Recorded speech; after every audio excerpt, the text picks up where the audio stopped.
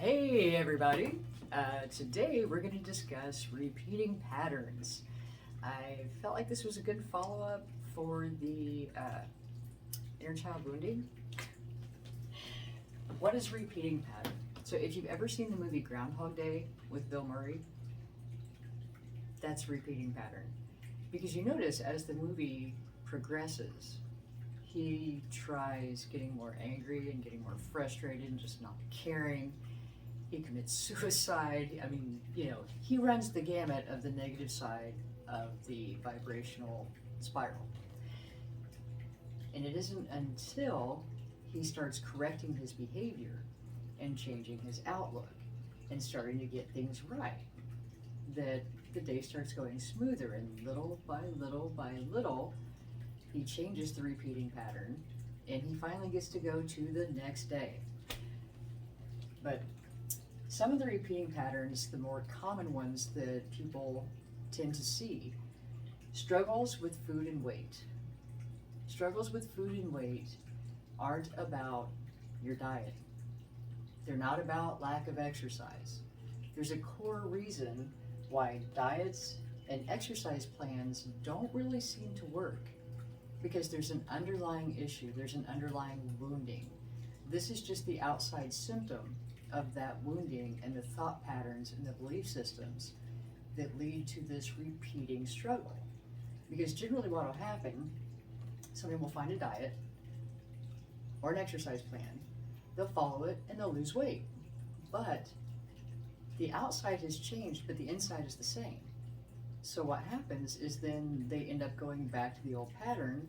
They gain the weight back, sometimes more. Now they're more depressed, they're beating themselves up.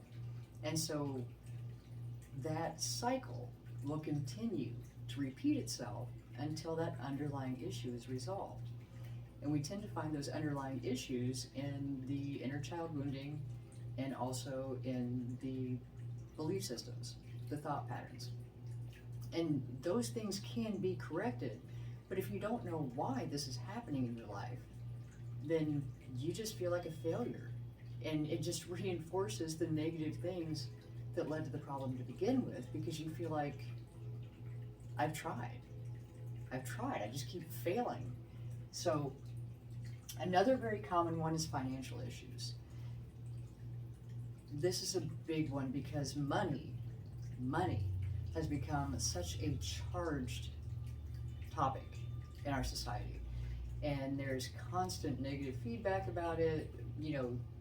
Again, the belief systems that you grew up around, and even the behavior that was patterned for you as a child.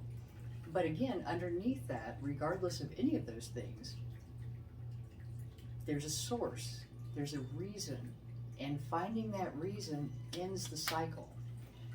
Overspending, no budget, paycheck to paycheck, debt, and no amount of income changes the situation.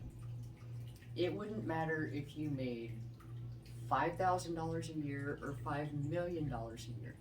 If you have this underlying issue, this underlying unresolved problem that's creating the pattern, you can throw money at it all day long and you're going to keep putting yourself in the same situation, because what you're doing is subconscious. What you're doing is based on those hurts, those damages, those wounds that haven't been addressed.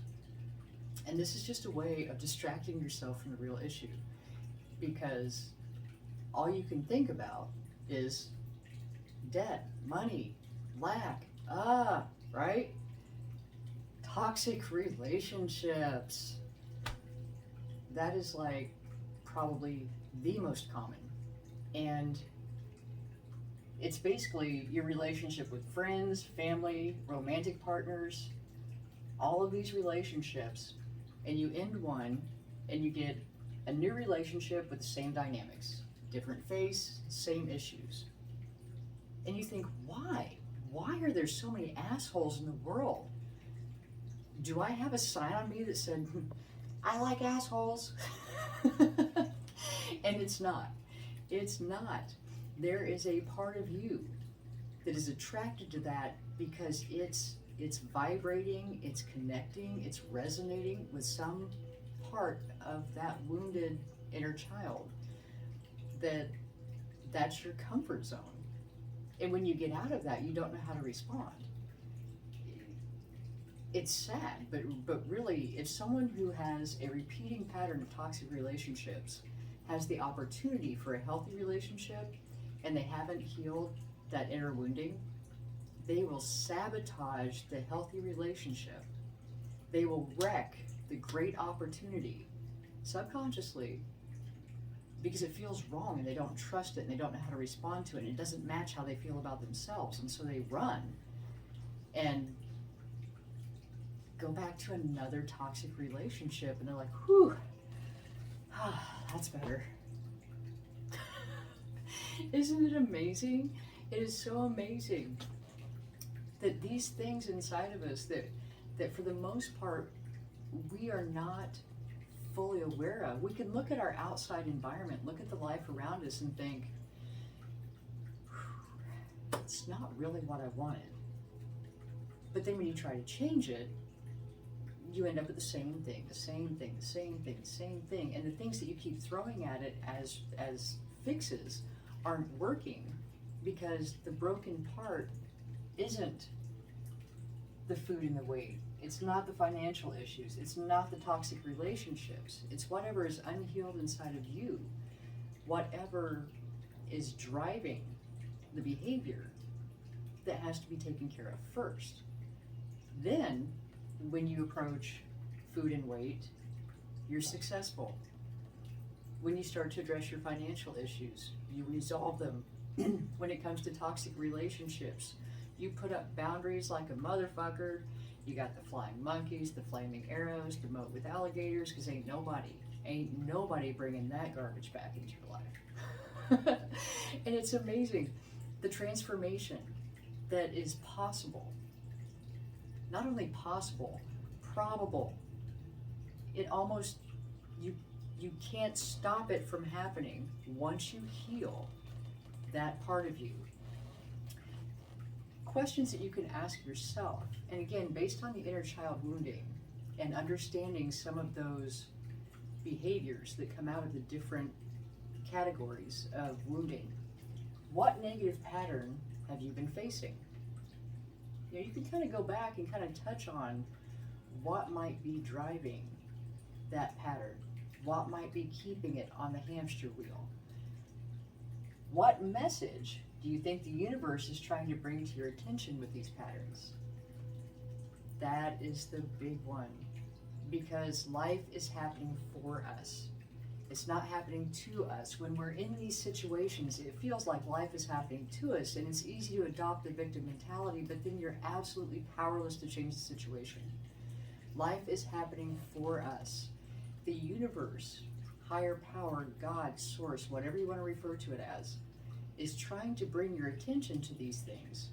Like, hey, you got a little something right here. It's messing things up. So that we have the opportunity to fix it. That's like when you see a repeating pattern in your life, that's actually something that you can be grateful for, because it's like a red flag. It's a giant red flag, like something needs your attention, you know. And if you don't address it, the patterns just keep going and going and going. And a lot of times, because so many people have the same similar issues, you just look around and you think, well, I guess that's just how life is. It doesn't have to be. We have options. We have the ability to repair ourselves and put a whole new spin on our story so that the rest of your life can actually be the best of your life. So what are you going to do about it? That's the final question. My helper's back. Sorry about the camera jiggle there. Because once we know and we recognize these patterns and we understand that we have the ability to fix them, the only thing it takes after that is valuing yourself enough to commit to making the changes. Commit to yourself.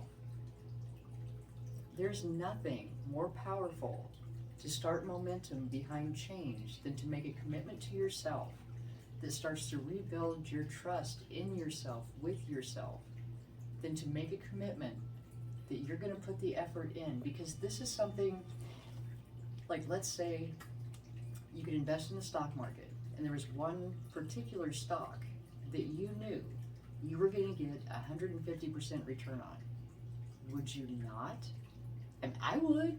I'd be like, I want all the shares, all the shares, I want them all.